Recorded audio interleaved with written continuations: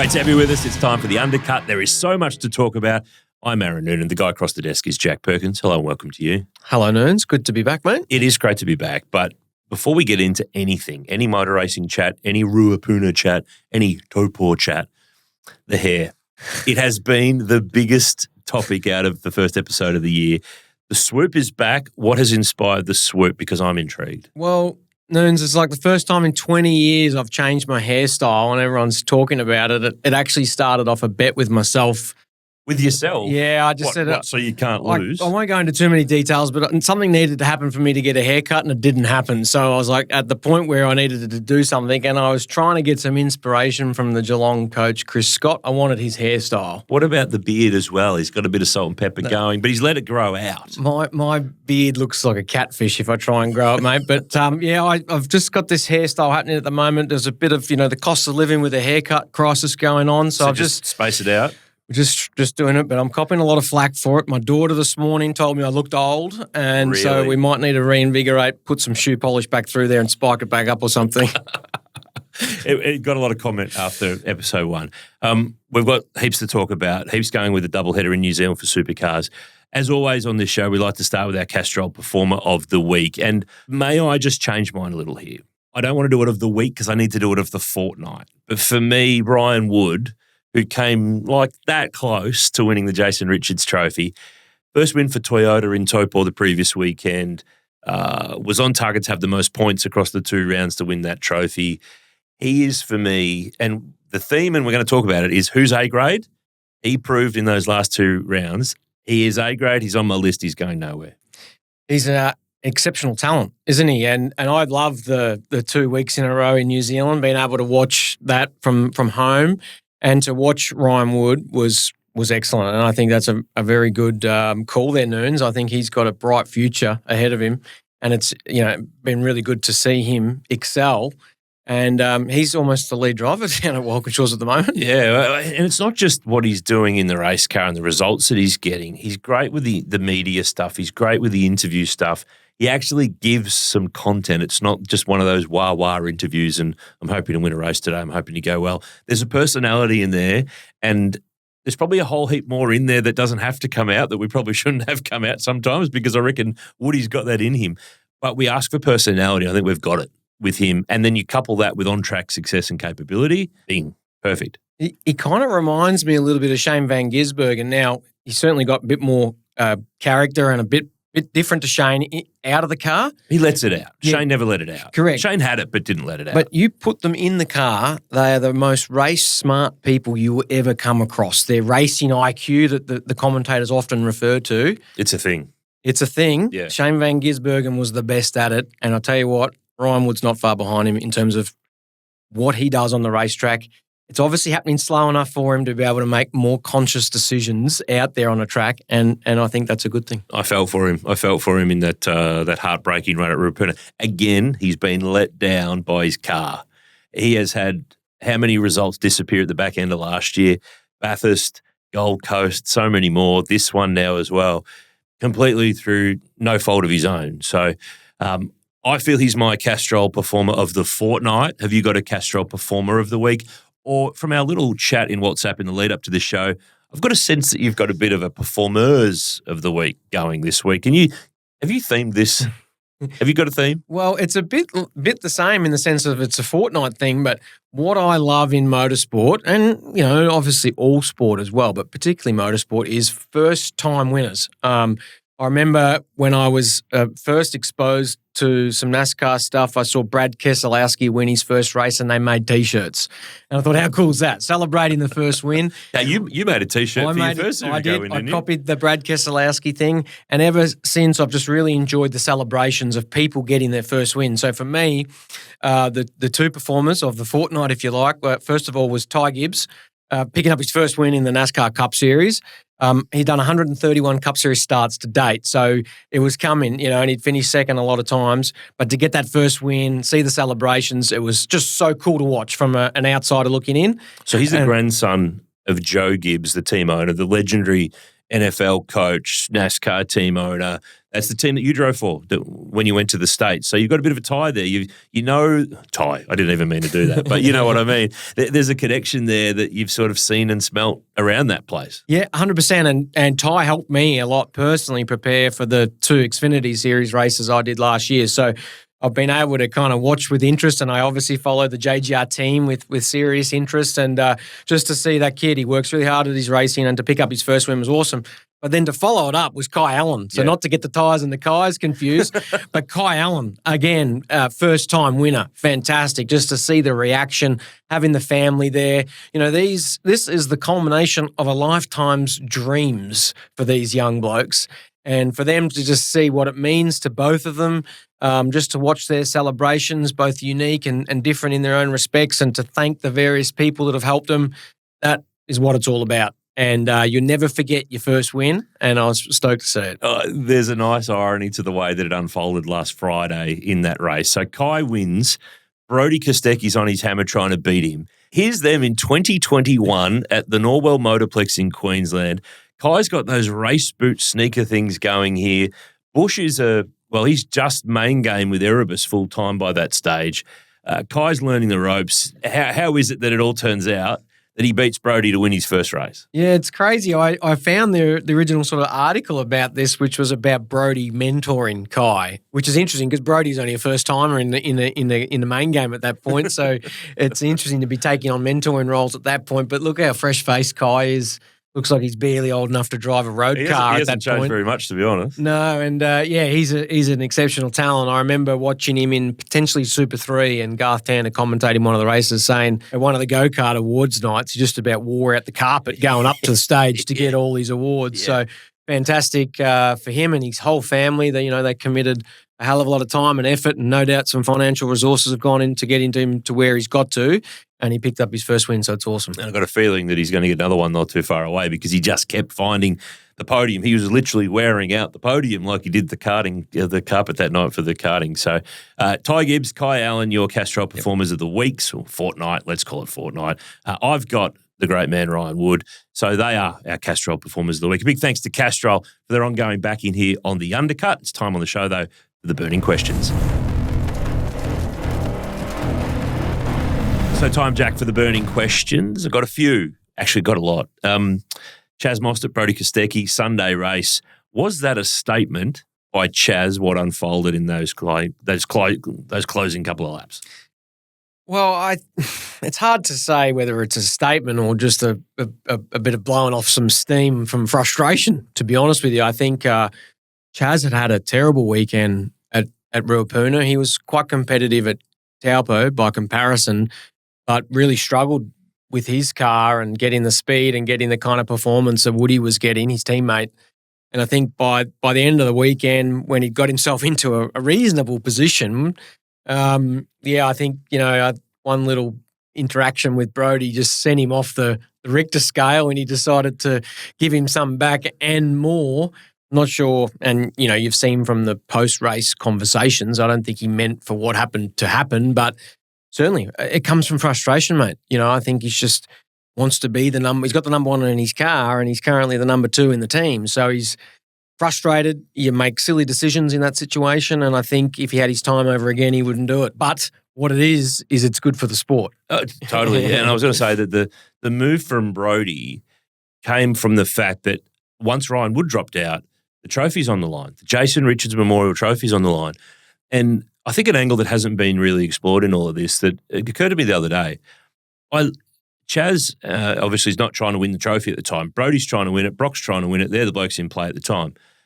These guys didn't race against. They weren't contemporaries of Jason Richards, but they were prepared to go to battle to the lengths that Brodie did with that move at turn 2, which was very, very forceful, to win that trophy. That trophy means something because otherwise he doesn't launch that move or he doesn't play it as hard. I couldn't help but feel thrilled, and I'm not picking Brodie or Chaz or whatever happened after that, but the fact that they were prepared, or he was prepared, to go to that length to win that trophy, to put that move at that time of the race. I reckon Racing Jason was a racer, and he would have launched a move like that for sure and would have been pretty stoked to see how that all went down. But I kind of loved that about it. Now, park that to the side. Chaz clearly felt aggrieved at the pass that was put on him. So he stood up for himself and fed one back, but then it sort of had the 2 and 3 hits that fired them off and sent them there. So is that a statement, though, that next time that Brodie and Chaz are on track, that, look, some guys are intimidated by Brodie. Let's face it, they are. And if they say they aren't, they're lying. But is that a statement from Chaz to say, hey, I will not take anything from this bloke. So when the finals come around or a Bathurst wins on the line or anything else that matters, I'll give as good as I get. It could be. And I think we covered a bit of this off in our previous Undercut where we spoke about the drivers finding the limitations of the driving standards, to set themselves up for that final series. Because, like you say, a move like that could win or lose you the championship in the last race of the year. And I think you are right in some respects. I think Chaz is just saying, hey, I'm not here to be stuffed around with. I'm a hard racer too, Brodie. And just remember that I put you in, not in the fence because you ended up in the grass. Well, in the park. I put you off the track. So maybe think about next time you go and pass me or use my bumper, maybe you'll do something different. So I don't mind it. I think it's good. Yeah, I feel like too that at this stage of the championship for Chaz, okay, 30-second penalty, dumps him down the order. But what it does for the bigger picture, he doesn't lose the championship because of that race. I mean, we saw last year, he did not finish at Bathurst and still won the championship. So coughing up some points at, round 4 of the championship, the final race, is not going to be the end of the world in terms of the championship. But I think it sends a bigger sort of statement to the whole situation. The other thing that I wanted to unpack a little bit from this, and it's an interesting one that's going to unfold here. So Brodie was very measured when they asked him for his comments after. And I get it too, because how often does a driver in the heat of a moment, straight after something like that's happened, say something that they go, probably shouldn't have said that, bit too much. So he was quite reserved. But in the modern media world that we're in now, I thought, you know what? I bet you we hear more on the podcast during the week on Lucky Dogs. And I love that drivers are doing their own content, more pods, video content, whatever it might be in social land. But I think that there's an interesting discussion that will follow down the track. I'm not saying right here, and I'm not picking out Brodie, but it's an example of you've got DAZN, Fox, who are paying millions every year.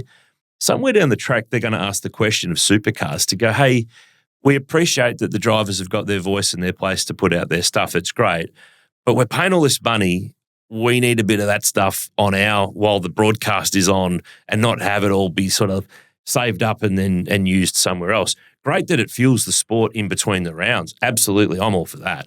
But I could see that somewhere down the track, if that was to keep going on, potentially, that might become a scenario where there's a bit of a, hey, look, can we move the ledger a little bit the other way?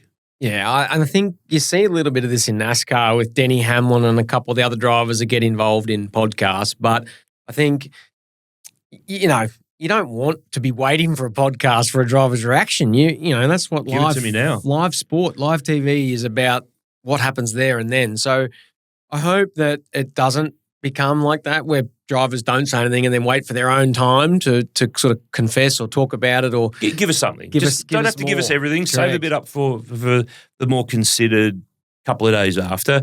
But just give us something a bit more in the immediate aftermath. Because at the time, DJR clamped down. No one was going to speak in the aftermath of that, which I think is not the right. No. I get that it's an emotionally sensitive moment. People could say and do the wrong things.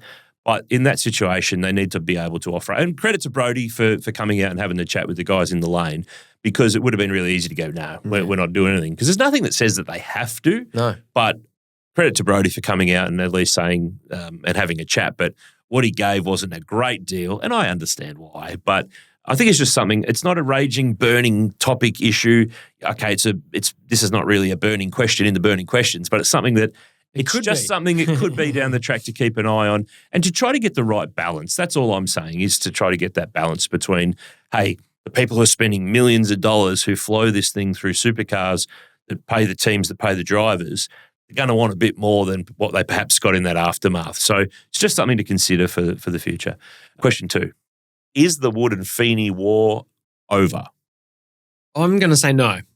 I think Broc's very hurt by last year. Still. And I don't mind that. So would you call this more a ceasefire? I mean, Possibly, but I think, and look, Broc's every right to have the SHITs about it all because, he feels robbed of a championship. Now, we all know there was an engine issue with the car at Adelaide for Broc Feeney. Ultimately, that's what cost him the championship. But I think he's going to die with it.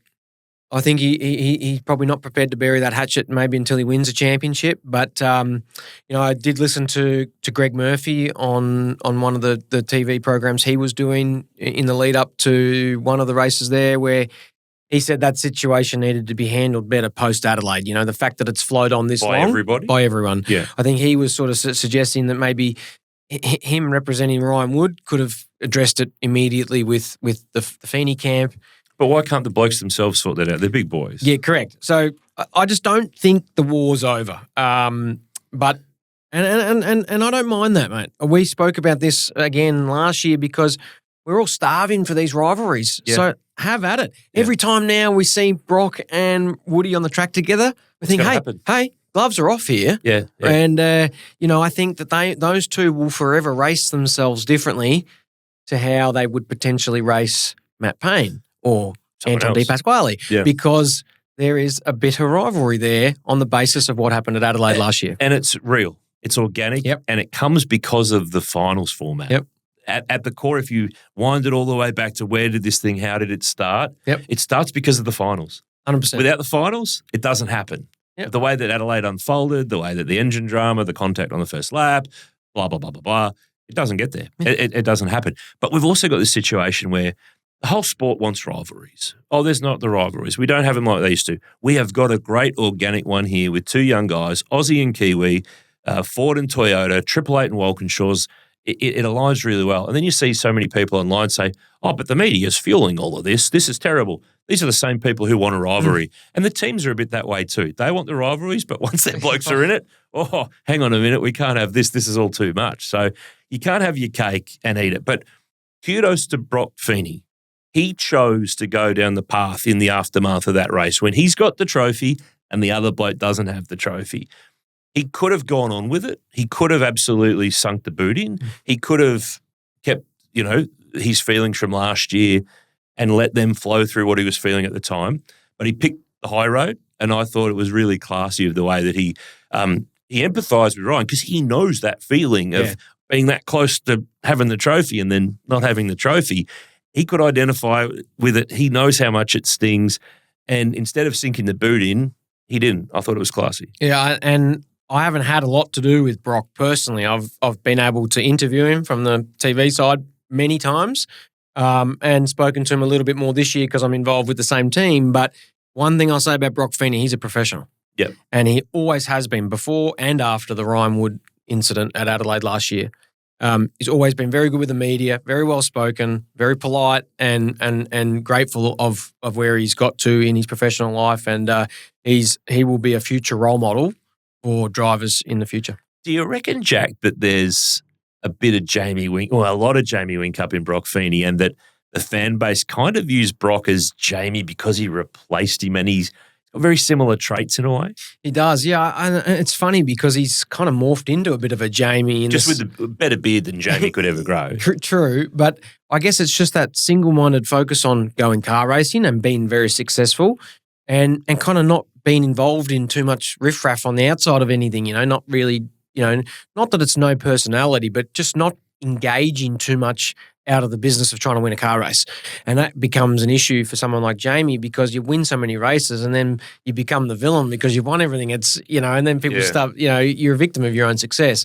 I can kind of see that potentially Broc could end up in a similar situation. Now, that's me not putting those blokes down. They're very successful. It's how they've decided. It's just how they go about it. Yeah. Totally. So I will reiterate that Broc is a very professional motor racing driver, and I think he's obviously got a bright future ahead of him. But I think he's one of the guys that people right now, if you just need to circle a professional, that's him. It's in every aspect. Yeah. Politely spoken, well dressed, well mannered, all that sort of stuff. He's a pro. Yep, 100%. Tuxie shirt in, all that sort of jazz. It sounds very Penske the way you said all that. My next burning question kind of links to this. There's been a bit of chat. There's Barry Ryan made the comment about Chevy teams not having any A-grade drivers. So my question, Jack, who are the A-grade drivers of supercars? I've got a list and I'm interested to see if you agree. Okay. Shoot, give me yours. Well, I would first of all start by saying... there's a preface, isn't there? Well, I will say that I agree with what Barry said. And we touched on this. We talked about this. I butchered that stat that we had come up with in the last show, but in effect, the Chevy side doesn't have a lot of Gen 3 race-winning drivers. Fact. Or before Gen 3 either. Correct. And before, exactly right. Sorry, yeah. So I'm butchering the stat again. But ultimately, what Barry said is just 100% factual. You can't kind of hide behind it. But it does sort of beg to ask the question, what is an A-grader? And for me, mate, are we listing them? Is that what we're doing here? Yeah, I'll get your list out. I've got Broc as an A-grader. Absolutely. He's never been out of a 888 car. Correct. But the aim of the game is to be in the best car for all of your career or as much of it as you can. He's A, absolutely. Brodie Kostecki. Yep, 100% BK's in my list as well. And I must say, this is not in any particular order. No. Just I just went through the entry list. Matt Payne. Absolutely. Cam Waters. Absolutely. Ryan Wood. Absolutely. Kai Allen. I've got him as an A-elect. Okay, an A-elect. I don't have him A there. Yeah. Okay. But he's an A. Of anyone else who's not in my A's, he's the next one into the list. Chaz Mostert. Yep. Will Brown. Yep. I've got two that I would say are A-. Okay. Which is maybe similar to your elect, although they're more veterans. One is Anton. Mm-hmm. And David Reynolds. Okay.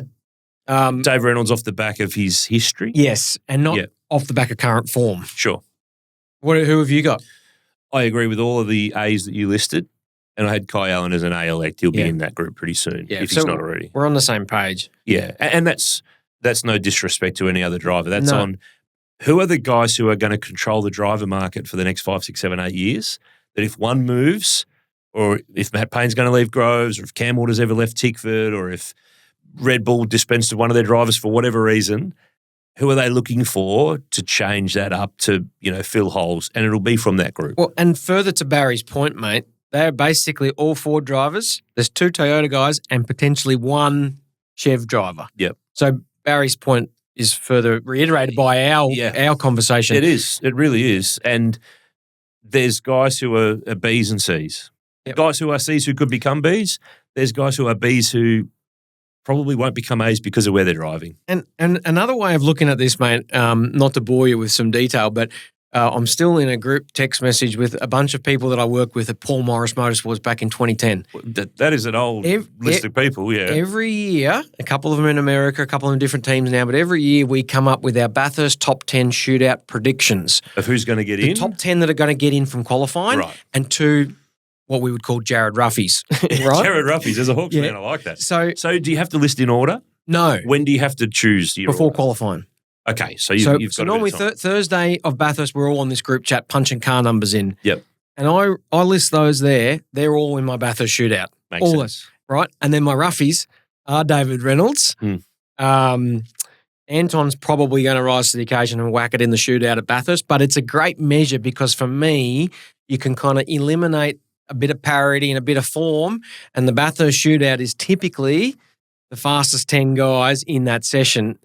So it's a great way to measure it. And I think, Will Brown did miss out on the shootout last year. And I've probably missed someone that did make it in. Cooper Murray is a great example. But if you go with that group of drivers, you'll get more of them than you want. Exactly right. And it's a good measure. Yeah, it's a good measure. I like it. Okay, so we've decided who are the A's and the B's and so on. Something that came out on the weekend was the Jason Richards Trophy. There was kind of this, hang on a minute, we've got an equal point situation going into the last few laps. Where's the rule book? There's no rule. There's no actual Jason Richards Trophy. If this happens, this happens. So it actually got to the point where the stewards were tapped to go, hey, what do you think about all this? And it was kind of revolved that whoever got the best result in the last race was going to break the tiebreaker, which we didn't need it in the end because of the Brodie and Chaz situation, but something that needs to be just something that caught them on the hop there, that, yes, there's rules in place for Enduro Cup and Sprint Cup and what happens if with this and that and that. Any trophy or other reward, just got to sit down at some point soon and go, right, write a rule. Let's not get in that situation again. And there's not a lot of the trophies in our game. You know, there's a handful of them between trophies and medals that get presented at the end of your gala. Obviously, the Peter Broc trophy, the Larry Perkins trophy, the JR trophy, and then there's the Jim Richards medal, Barry Sheen medal. So there's not like we've got one for every race. Yeah. But we can't be in a situation again where there's confusion and the teams didn't know and there was clearly stuff going on in the TV commentary and race control and stewards. And they got there in the end and it wasn't affected. Yeah. But let's not get in that situation again. Let's just sit down and go, hang on, let's just look at all the things we've got coming up and make sure that there's something in place if we have to. So the interesting one for me there, Noons, was I didn't realise that, you know, potentially if we look back at the championship as it used to be before the final series, it wouldn't be a count back of who was the highest place in the last race. It was who won the most races, most seconds, most thirds before you could break the deadlock. Which is how the poll awards worked over the years too. Yeah, so in the example of the JR Trophy on the weekend, Brodie Kostecki had 2 wins and Broc had none. But Broc, by being virtue of finishing higher than Brodie, would have got the trophy. So that's a whole new series of questions over who actually should win the trophy in merit. Well, let's just make sure there's a rule. We don't have to have that question ever again. That's a good point. In the end, it didn't quite matter, but we managed to get there. But I think it's a classic case of let's just tidy all that stuff up. Like, no one's fault. Just fell through the cracks. Yeah. And the likelihood of those situations happening is small, but there is a likelihood. And that's the human element of anything we do in life, isn't it? Yeah, totally. But what I will say, 2 things. Great to see Jason Richards' parents awarding the trophy there again. Dave, his dad was there. Yeah. He went for a ride in the Team Kiwi car. Yeah, he did. Jason's old car. And those who remember Jason, his dad always did his tyres for him. No matter what team, he was a popular figure in the paddock. I think he missed maybe 1 or 2 rounds in JR's entire supercar career across, what was it, Team Kiwi, Team Dynamic, Tasman, and BJR. Yeah. So, I mean, plus all the non-champ rounds, the main game rounds, Dave was there. Yep. And I remember giving Jason a bit of stick one time because he was potentially going to do a deal. I think it was with FPR or Tickford, whatever they were called that week. And the sticking point was his dad's coming to do the tyres. And I used to stir him up about that. But great family and great to see them there. And I guess then the other thing I did want to quickly mention is because it was over 2 weekends, you know, we used to have the Mark Porter Trophy in Hamilton. You know, is it something that maybe needs to be split across if there's future multiple races in New Zealand? Do we look at honouring more than just one person? The JR Trophy is for one of the events, and maybe we can bring back the Mark Porter Trophy for another one, or pay tribute to Denny Holm or other guys that have been notorious with New Zealand motorsport. I do like the situation that we have where to race for a trophy at a particular round, it might help make some of those smaller rounds mean a little bit more. There are so many legends of the sport who have contributed to the championship success in its Australian touring car, you know, era, early V8 supercars. You know, I think it's great that it's got to be apt and appropriate. So Larry Perkins Trophy at the Grand Prix, the fusion of his V8 racing history and F1. Makes sense. Makes total sense. Broc Trophy, enough said. Yep. There's probably a few other stars that you could sit there and go, hey, you know what, there should be a trophy in honour of this guy and it probably suits to be at this place. The Mark Porter Trophy was awarded in Hamilton because he was from the Waikato region. So, and obviously he passed away Bathurst in 2006. Hamilton came onto the calendar in 2008. So it was a logical, nice tie-up, a beautiful carved, huge trophy. I remember seeing Mark's wife, 80, present Garth Tander with that the first time. And it was like the biggest, hugest trophy you've ever seen. It's a beautiful sculpture. If you haven't seen it, jump online and have a look at it. But it would be a nice way to see if that could be maybe brought back in some way, shape or form. And when I think about it, he spent more time in the Super 2 series than he was a co-driver in the main game for a couple of years there and would have been for, some years after that. Maybe it's something that Super 2 that's a good shout. To integrate into the Supercars family. So next burning question. Let's get into it. New Zealand, is Ruapuna good enough for Supercars? Jack, yes or no? Yes. Why? Because they race there. That was a quick topic. Well, So you're okay with the fact that the pit lane wasn't big enough for pit stops. You're okay with the carports. You're okay with it. Sort of felt like an 80s or 90s round. And by the way, I've got a list here that people have sent in and the things that I've seen and said. you're okay with the fact that there's not more rounds in Australia. You're okay with it that it's not at Highlands, that the traffic was no good, that the pit exit placement is ordinary, that the internet was no good, that there was earth-filled tyre walls. That I'll tell you why I'm good with it, Noons, because none of it affected me watching at home. And the saying, have track, we'll race. Yeah. And I raced down there in the Super I was going to say, Tours. you drove there, Yeah, didn't you? so that was back in 2012 with Greg Murphy. And I'm just a big fan. If we've got tracks, let's race them. Yeah. Now, I know we're a It bit... didn't really hurt anyone, the pit stop stuff. No, and I think, even the fans, it was a sellout from what they were saying on the TV, which is fantastic. They've been crying out the South Yeah. Island for a race for a long time. People that were parked up on the side of the track watching, they didn't know that the garages in pit lane weren't good enough. They didn't know that there was a few issues there. Look, I'm sure a lot of that could get fixed over time. A bit of money now, they can see what happens, but they raced. If there was something that stopped them racing, if there's a sinkhole in the middle of the track, different story. Sure. But they had a will and they had a way, so I have no problem. They find a way in New Zealand, don't they? Yeah. In Australia, we kind of have a why we can't. In New Zealand, they have a why can't we? But I do, and I've always said this, we have tracks that we could be racing in Australia. Winton, Malala, One Raceway. Now, they've all copped a beating over time that their facilities aren't good enough. Who cares? Put the cars on the track and let the drivers race. Yeah. Everything else is insignificant. And I hope that, like you've touched on, I hope that a New Zealand second event doesn't come at the detriment of a country Victorian race or a country New South Wales race. But it will because of the money. So clearly there's funding from New Zealand to pay for this. There's not around in Winton because there's not government money to help the regional side of the situation. So I think that's the next focus. We've got to get around back at Winton. Phillip Island's a stretch too far, but Winton's the logical one. I loved it, Ruapuna, in the fact that it's an old school racetrack, that they just found a way to make it happen. Yep.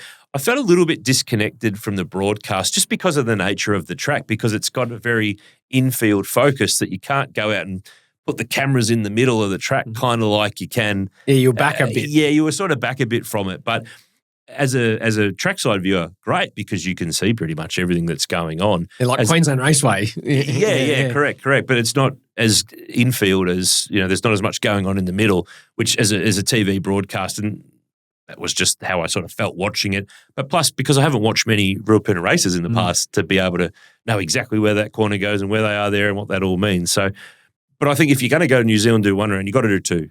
Even if it costs you some more money to keep everyone over there for a week, there's two islands. Okay, the populations aren't as huge as some of the populations here, but they went. They voted with their feet.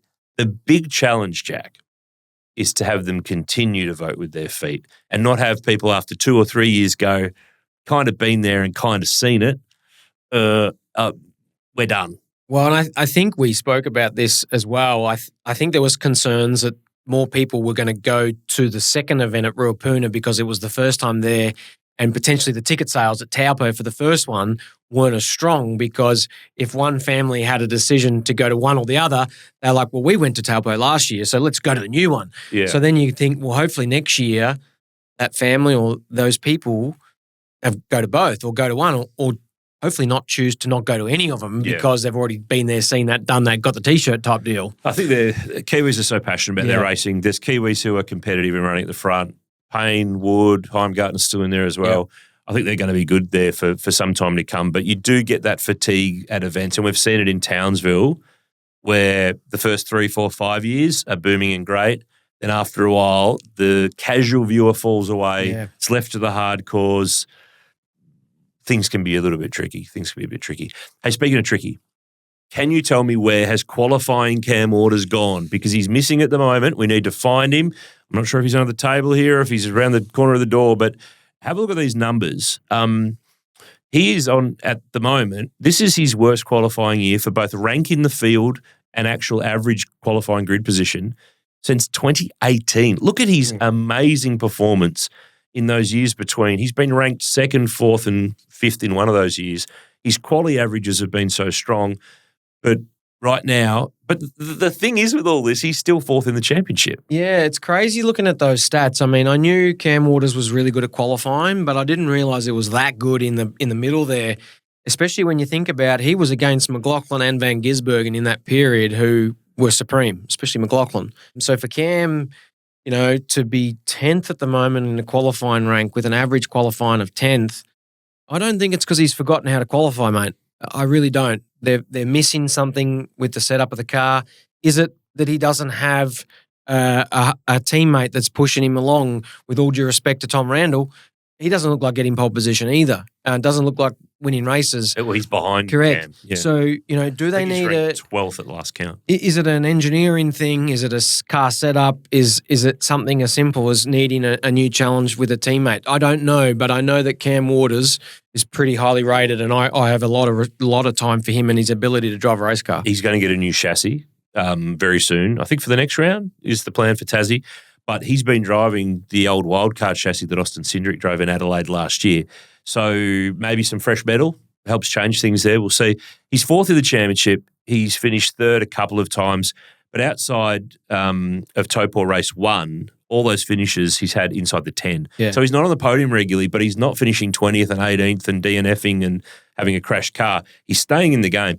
And one of the things that was talked about a lot in the broadcast on the weekend was about how his qualifying average is not as good as it has been, but he's racing well and his race performance is average as such, and the positions that he's making up. But you know this better than anybody. You can't make up many positions when you start at the front. If you start at the back or in the middle, you can make up more ground. So we sort of flipped it around, and we got Shane Rogers at V8 Sleuth he's dubbed this the race performance rankings, and this is more a question of 100 score is the best you could have done in that race from where you started, and a 0 means the worst you could have gone in that race. And when he's averaged it all out off that basis, Cam Waters is number 1 for the season, 76.6. Feeney 2nd, Kostecki 3rd, Broc 4th.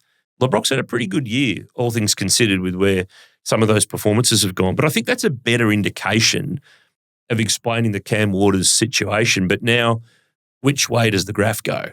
And it's a great thing that he's put together here, Shane, because it does kind of factor in more than just your position in qualifying. Like I said, if you qualify on pole and you win the race, it doesn't give you much. Yeah. And equally, if you qualify last and finish last. But the Waters situation kind of reminds me of Will Brown last year, where they haven't qualified well, but they've been able to get strong race results. So but the difference was he was getting smashed by his teammate. Correct. Cam is still beating Thomas Randall. Correct. But if it'd be interesting to apply this to last year of Will Brown versus Feeney, because is that performance gain in the racing from a poor qualifying position kind of matching or getting close to the winning all the races? Because as you can see here, Waters on that data set is ranked above Feeney, who's leading the championship. So it shows that he is doing a mighty job in the races. Equally, you look down the back of this list, in the very bottom is Aaron Cameron. And that's no surprise because he's been qualifying well and racing poorly. Yeah, the results haven't followed. And talking about Will Brown, he's only 5 or 6 off the bottom, which is a surprise to me. That's the big one. He's 6th off the bottom. The bottom is Cameron Wall, Stewart, Bates, Murray, Brown, Randall just above him. Yeah. So in terms of where he's... That's not playing into his strengths. No, definitely not. So that shows he's not having good qualifying, but equally not having good racing this year by virtue of last year where he was having poor qualifying, good race results. Yeah. Next one. Is that parity trigger going to continue to keep going off? So we saw it go off. It's a rolling, it goes off every 6 races, which I find a little strange actually, because that could occur in the middle of a round, the 6 race thing. So Supercars retain the right to repeal a parity tweak or to do more or do less or do nothing. So I wanted to ask you as a driver though, we're talking about these little changes in balance. As a driver, how can you feel these? What do they do? How do you get used to them? Particularly if you haven't had the chance to go and test what it feels like until a first practice session at a round. Well, the best way to try and explain it, and I think I've seen Larko do something similar, is talking about sumo wrestlers sitting on the bonnet and the boot, right? So to give you some round numbers, let's just say the kind of the downforce, if you like, is 100 kilos front and rear. So your balance shifting is just arguably moving that weight around. So you might go from having 100 on each axle, let's say, so front and rear, to going 95 on the front and 105 on the back. Now, a good driver might feel that, but there's probably enough variance between drivers' body weights, cross weight distribution, teams preparing cars, fuel levels. Is it going to make a massive difference? look, 1, 2, 3%, I would say there'd be more error in the mechanics and the technicians setting up the cars wrong sometimes, by putting the wrong gadget upside down, whatever. But there certainly is obviously an element of parity that has to be considered. What I hope we don't see is, what's the right word here, Noon? It's not foul play, but you don't want anyone to be trying to work the parity system to their advantage for the back end of the season. I see where you're going, i.e. the Enduros in the finals. Correct. Now, I'm not suggesting that's happening, but because there's quite a variation in the cars on the grid of each manufacturer, it's going to be challenging because there's more data for the Fords, more data arguably with the Chevs than the Toyotas. So if there was a bigger quantity of Toyotas, what would that do to their parity trigger? You've got Ryan Wood winning the race, and with respect to Macaulay Jones and Cameron Hill, who aren't winning the races, that's a big offset. And that's the same argument with the Chevs, though. In Correct. The quality of the teams, there's some rookie drivers in there learning their way just in the championship full stop, let alone, race to race and round to round. So my I guess my point there is they want to make sure that parity trigger is kind of accurate to the racing. Yeah. It might be accurate to the stopwatch and the letter of the rule, but how that's applied to who grabs the trophy, just make sure what's happening there is kind of right, if you know what I mean. But the beauty of it is just because a parity trigger goes off for a certain car doesn't mean they will do anything about it or have to do anything about it. So it's got to be an proven part. and backed up. Yep. It's not just they've got that lap time calculation, but as you know now, they've got a hell of a lot of more data from the wind tunnels and all the testing they've done and the engine data and everything. But I guess just quickly to further to your question about the balance shift, and I heard Barry Ryan speak about it, their setups from last year aren't working. So if you look at that, me talking about 100 kilos, if it's a bigger shift and you've got 150 kilos now on the front and you've only got 50 kilos in the back, the performance of the car will be different. It's going to have less rear grip. And then you've got to mechanically try and adjust that to get the drivers confident to race these cars into the corners. And as soon as the drivers then lose their confidence and feel and you get out of that window, it's like skipping on a tightrope. You change shoes, you're going to feel the difference in what's under your feet. So it shouldn't be taken lightly, but it needs to also be understood that 1% is like talking hairs. Sometimes it might not make a difference. Yeah. Did we expect Toyota to win so quickly? I mean, they've gone and won in the third round of the championship. I think I had them penciled in at the start of the year for 2 race wins. They're halfway there and we're not halfway through the championship. Well, there's a funny story, Noons. I think when they launched that Toyota last year and they had a few of the drivers present, I think when they pulled the covers off and got to see the body shape, Brodie Kostecki walked up to Chaz Mostert, shook his hand and said, "Congratulations on winning the 2026 Supercars Championship Series," by virtue of how it looked. Now, I would back up that it looks like a hell of a race car. It's and we liken this again maybe to the Volvo. When it came out, you could tell it was a smaller car. It had a massive rear wing on it, big end plates, but the quarter panels were half the size of a Commodore or a Ford Falcon at the time. It looks a lot different to the Camaro and the Mustang. I'm not saying looks are a difference, but to me, it looked like a car that was going to be competitive. The biggest question mark for me, and has been with any of these new manufacturers, has been the engine. How's the engine going to perform? We've seen over time, Nissan was probably a downfall in their engine department. Volvo's engine was fantastic, and that was coupled with a good body and aero. So I'm not surprised to see Toyota win straight away and be competitive. But the sport needed them to be instantly competitive. They did. The sport could not afford to introduce another manufacturer and leave them to wallow for a year or two, desperately trying to win a race. But what I will also say, without Ryan Wood, the best Toyota is 11th in the championship. So there's a Ryan Wood factor in Toyota's performance. Equally, and people say, hang on, Chaz did finish second or third. It was third, when at Taupo behind Woody in that race when he won the first race for Toyota. So there's a Wood factor, but then equally there's some engine unreliability going on. We've seen Cameron Hill's car parked up. We saw Heimgartner's throw a rod out of bed at Sydney. We saw Ryan Wood lose the JR Trophy because the engine's gone amiss. So engine performance is one thing. Engine reliability is another. So at the moment, they've got performance by the look of it. Reliability, they need to get on top of that. And the only way you get on top of that is by racing. It's called mileage. And they need to make sure those engines are going to do 1,000 kilometres come October, because if they're failing components at 950 k's an hour, 950 kilometres. That's a very fast speed for it to fail at. Sorry, that's a bad typo from my mouth. But yeah, if that's where the business has always had to have engines that will do in excess of 2,000 kilometres, because you've got to do Bathurst twice. So watch that space. Watch that space indeed. We want to pay tribute on the Undercut this week to two people who have departed in recent times. And I wanted to focus in on Terry Sawyer, who, Jacko, was a superstar at Bob Jane's Calder Park Thunderdome. She passed away recently after a 4-year battle with cancer. She was only 57. But she won the very first Oscar race held on the Dome in 88. And then she won in NASCAR a couple of years later and became the first female driver in the world to win at that level of NASCAR. Her story is one that needs to be told one day, because I feel like she doesn't get the flowers that she deserves for the impact that she had. Yeah, and it's not until you start to read a few of the tributes and that and realise that what she did for the sport in a way. I was a bit young in that early Thunderdome stuff, but I remember there was a Thunderdome magazine. There was. I remember having many copies of that and seeing Terry Sawyer in that magazine. And, there was not many other female drivers in motorsport at that period of time. And I first was aware of Terry's passing as Melinda Price shared something on her Facebook page, and I decided to have a look through the comments, and then you've got people like Graham Ritter and John Davison commenting because they're familiar with her exploits and what she was capable of doing in a race car. I was too young to pass comment, but the word trailblazer is very true.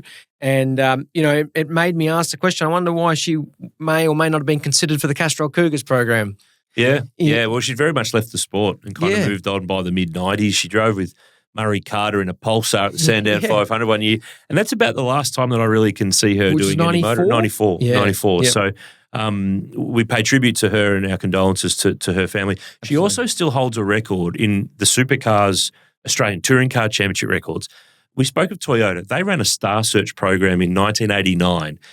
Their second Corolla at every round had a different driver in it, and they picked two of them to drive together at Bathurst. Michael Dowson, the Superbike rider, and Neil Bates, the rally star, were the guys who got put together in the car for Bathurst. Terry did the round in Tasmania, and she is still in the record books as the youngest female driver to ever compete in the Australian Touring Car and Supercars Championship. So that's a record that's been standing since 1989. So I don't see that one changing anytime soon. And while we talk about those who've departed, Bo Seaton, Barry Seaton, 65, Armstrong 500 winner at Bathurst, long time part of the Australian motor racing community, both as a race driver, car preparer, engine builder, very quietly spoken, as indeed are all the Seatons. But he was 89, made 22 Bathurst Great Race starts. We've lost and losing the guys that paved the way for everybody who's followed. Yeah, we are. And, I personally don't have interactions with Bo, but obviously know both Glenn and Aaron, and condolences to the family. But I guess my memories are on the other side of the fence from 95 Bathurst when they had a big campaign for Glenn to win the race and his dad's car. Was that the winning Cortina? Yeah, the winning Cortina. It was 30 years since Barry had won, which was 30 years since Glenn was born. Yep. It was car number 30. It was the end of the cigarette sponsorship. Yep. And the promoters of the time of the race put up the deal. If Glenn Seaton wins Bathurst finally, he gets a $30,000 bonus, or he gets to choose the Cortina. That's right, yeah. And I remember that. And at the time, he would have picked the money because the cigarette money was about to end and he needed the cash. But the Cortina would have been worth more. And then, as you know, Dad went on to win the race because Glenn's engine failed, and Bo, and Bo was the builder of the engines, and just that the highlights of Bo with his hand in his head, just memories I remember as a kid, and obviously like he's touched on a contributor to Australian motorsport, and sad for the family, but thank you, Bo, for your contributions and helping enjoy what we get to enjoy today. Yeah, absolutely paved the way. Time here on the Undercut to dive into the archives now. Let's go back to the 1970s. Here's a bit of Colin Bond, Tirana rally car. This is how TV commercials used to be. Wide wheels on a country road, a partnership that takes three of you so. There's you and your Holden, but you need more. That's what Castrol's for. So if you're looking for the feeling of running free and easy from Holden, you can take a tip, make yours a Castrol partnership with GTX. the winning oil.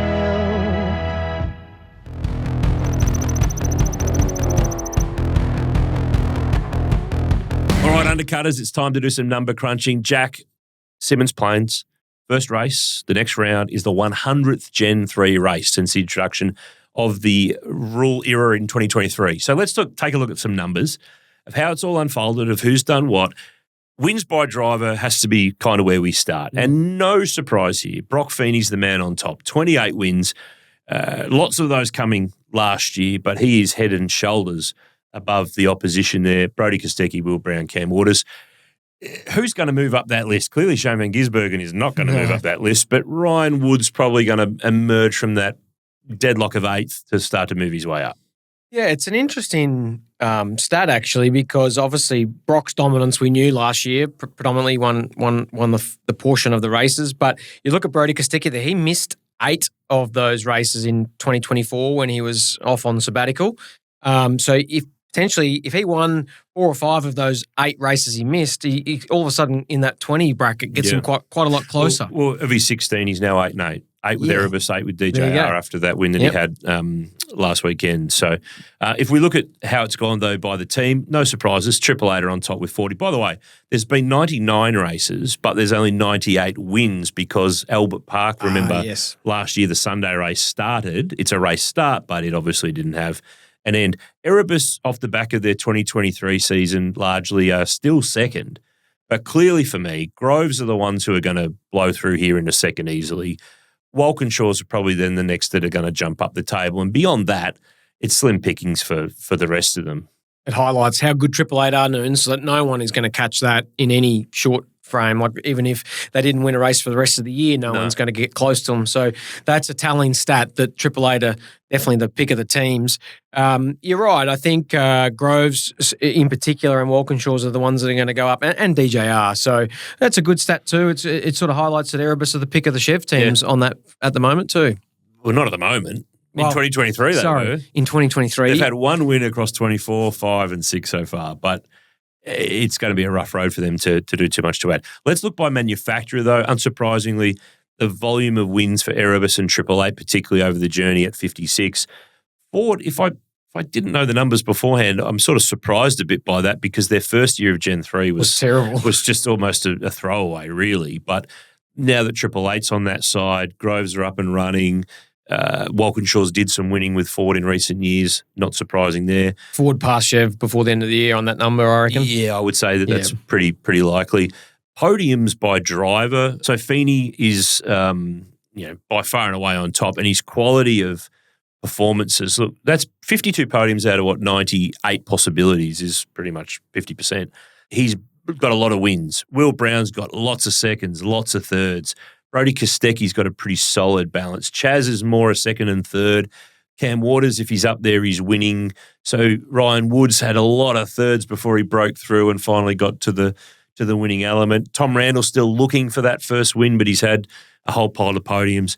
So it's not really surprising there, but you can see then that it's one thing to look at the wins, but then you add the quality of those seconds and thirds, and it's still the same guys at the top. No one's radically jumping up or down the order. Yeah, and it's interesting there that the one driver, Randall, hasn't won a race on that list. The rest of them all won multiple races. So these are all good stats, and obviously it's not surprising to see the 2 Triple Eight drivers at the top of that list. Not surprising when we look at shootouts as well by drivers that Broc's at the top there. But Chaz gets into lots of them but doesn't do anything with them. He hasn't had a pole in a shootout, I don't think, since Bathurst 2021.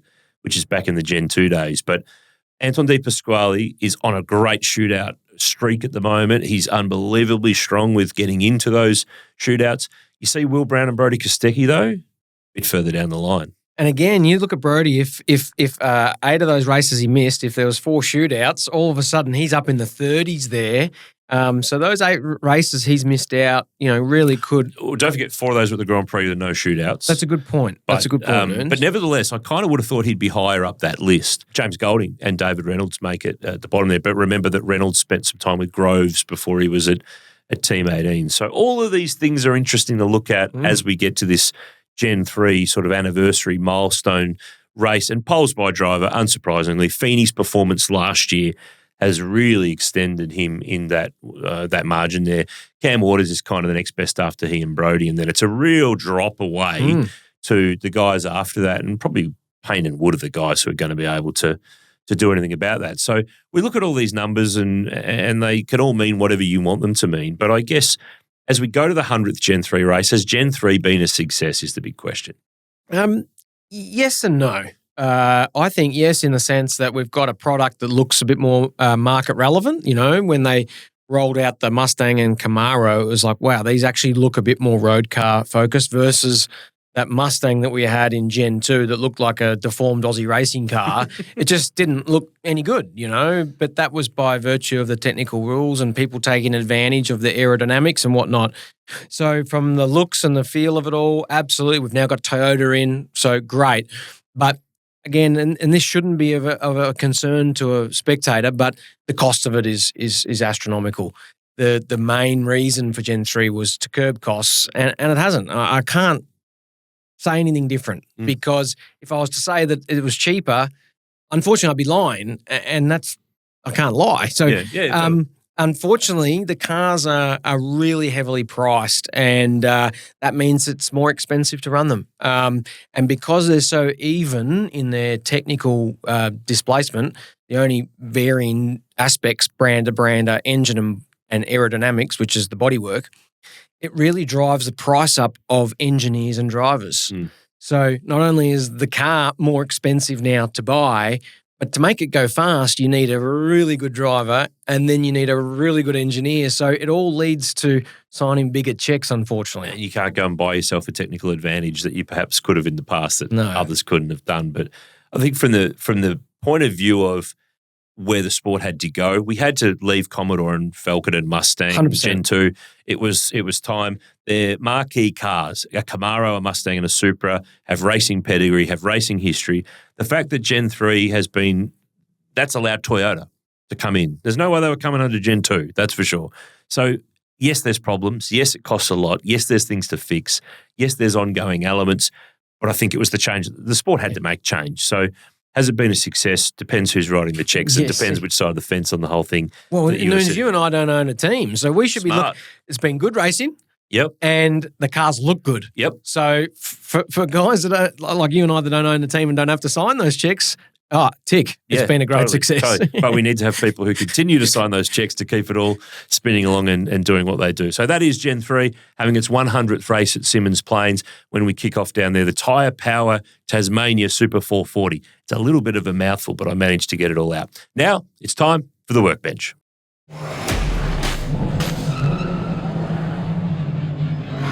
Righto, it's time for the Workbench, Jack. I've got a couple of topics I want to dive into this week. James Warburton's departure from Supercars has opened up a void for who might become the new CEO there. Barclay Netterfold's kind of the interim CEO. He's the chairman of race and of Supercars at the moment. So my question to you on the Workbench that I want to just explore, does the next Supercars CEO need to be a motorsport person rather than being someone from outside motorsport? It's a good question, Noons. First of all, I didn't see this coming with Warburton leaving so soon, given that he'd only been back in the role since, correct me if I'm wrong, about October last year. Yeah. So that was a surprise, and I've been a pretty big fan of James. I often thought he was a good operator and, followed through. He wasn't all talk. He kind of had the best intentions at heart. So a bit of a shame to see James go, but looking forward, it's a tough one. And this is actually a question that most teams face too, Noons, because I remember chatting with my dad about this years ago, because a race team needs to be commercial. It needs to raise sponsorships and funding to pay the bills, but then someone needs to work out the nuts and bolts, and that's the motor racing element and the commercial element. And, my father was really good at the nuts and bolts, but lacked, and I mean it respectfully, and he would agree with me, on the commercial side. And he would speak to John Crennan, who ran the Holden racing team. And John Crennan was very good on this side, but admittedly wasn't good. He didn't know if the engine builders come to him and said, let's get gold-plated crankshafts. He didn't know if we really needed those gold-plated crankshafts or not. So my point of that is the CEO role is probably a very similar thing, because you've got a product of car racing, which is arguably nuts and bolts, but then you've got entertainment and a business and everything. So somewhere you need a bit of both. Who an example of a motorsport type CEO would be, I'm not sure. Whether it was someone from another category, a worldwide category. I would have thought if you look at some of the previous people we've had, there was some international guys. Martin Whittaker got a run. Well, here's the graphic of who we've had and there've been a couple of interim ones along the way in between some of these, but for the bulk of it, a lot of people forget Gary Kraft, but he was there at the very beginning. Of course, Tony Cochrane was the chairman for that period.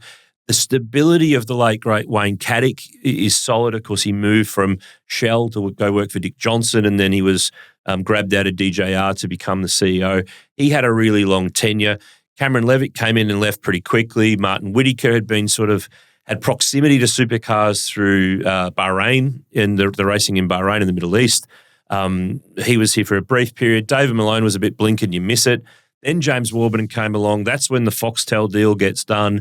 That's when the sort of future of the sport in the next part gets determined. Sean Seamer's period was next. Then, of course, Shane Howard, who's been a long timer at supercars over the years, and then James for the second stint that's, of course, finished. So I think the thing that occurs to me is that this is such a unique business, a unique sport. It's very different from every other sport in Australia.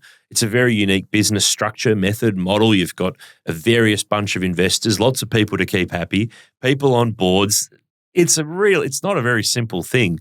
But I can't help but feel that someone that's got motorsport understanding, that knows where the snakes and ladders are of who's who in the zoo, they don't have to spend a year or two trying to figure all that out. Because let's face it, the life cycle of a CEO in any business, as that graphic shows, is not long generally. No. It's not a long-term 30-year career at the one place kind of gig. So I think whoever you get in, they have to be able to be pulling gears straight away from the start. And that's where it worked with James because he had history in the game before. But he brought all that media knowledge as well. But I think someone with a motor racing, and who that person is, I don't know. Come on, if you were in the hot seat or you got to pick someone, can you think of any one question without notice who you put in? No, I can't. But I think what does the person that you choose have to have? Yeah. I think they've got to know the lay of the land straight away, not spend a year or two trying to find it and figure it all out. So, and often the sport tends to go and look for someone outside the sport because they bring other knowledge and other ideas and other experience. And that's valuable to a degree. But I would say that it's kind of like looking after the fans in the sport that you have and chasing all these other ones out there that may be fans or not. It's a bit similar. I think you need someone who comes in just knowing who's who in the zoo, knowing who that team is, knowing what that team owner's like, knowing what that driver's like, knowing what the media do, just knowing, and rather than coming in and knowing business and knowing corporate world, but not knowing the particulars. I think someone needs to know the particulars to just get in and get going. It's interesting because I think from what I've had to do with Barclay, he seems like a pretty good operator. And I think when you look at the list of the CEOs that we had up there before, Shane Howard's still heavily involved. And he's a very good operator in the sense that if you look at the history of the business and everything in a Bible, he knows the Bible, he's right? Everywhere. Yeah. So he's got connections with all of the governments and the organisations, the racetracks, the teams. So he's kind of the guy there that knows what's going on. I tell you who I'd love to see in there, and it goes against your motorsport theory. Yeah.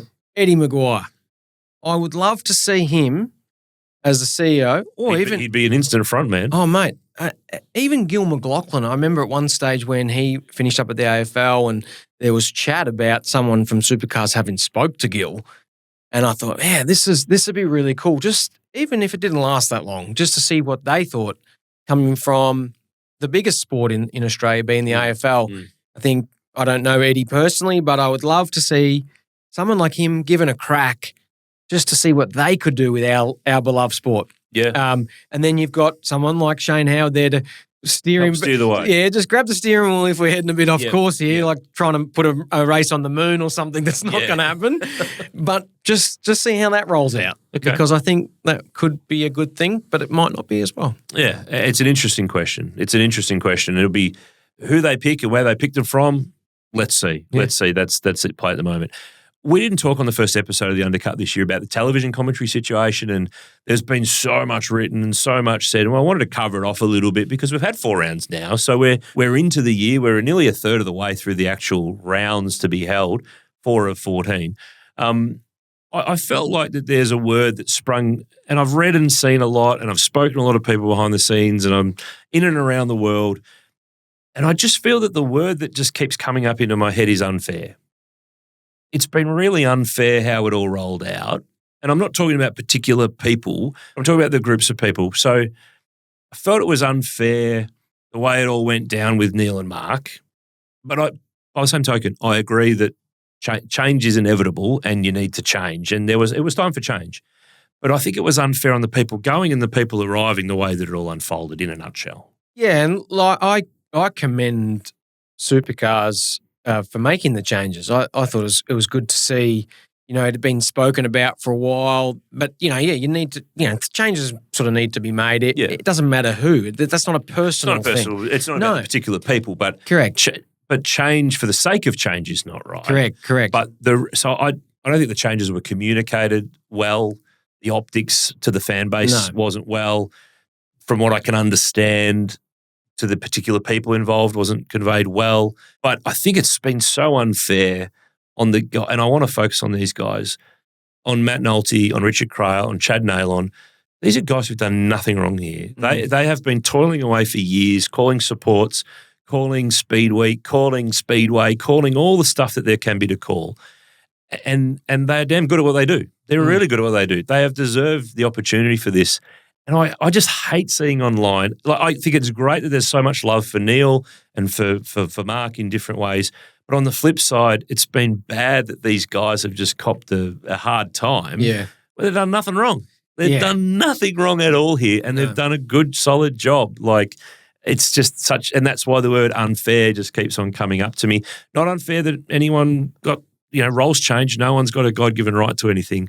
But I just felt it was just unfair the way it all rolled out for everybody. And I reiterate that I have nothing but respect and admiration for both Neil Crompton and Mark Scaife. I think that, they're kind of legends of the game. They've done so much for the sport. And continue to do so. Yeah, absolutely. So from that side, it seems like it was a bit unfair or could have been handled better, just to make it all a nicer transition. Yeah, and I think that there was the opportunity. And I wasn't running the show. No. I don't have any power or control. But I would have thought, with the view that you're changing something for viewers who are very used to something, so a more gradual shift would have been the appropriate way. So maybe it would have been, okay, for the next couple of years, Crompo's our man to still lead the ship. He's still calling the finals, Bathurst, the big marquee free-to-air rounds, but we're going to use those smaller rounds of Tassies and stuff like that to blood these other guys and give them a bit of opportunity and expose them to the audience a bit more and start to integrate them a bit. And as you gradually, over 2 or 3 years, shift the weight, that then you can, and do it in the right way, that, you give your flowers to the people who've paved the way and done so much for so many years and for so many people. And I'm one of those people that has benefited from Neil and from Mark, and I've worked with them for a long time on camera and off camera, and I feel that would have been a better way for the whole thing to evolve, better for the fan base, better for the people involved.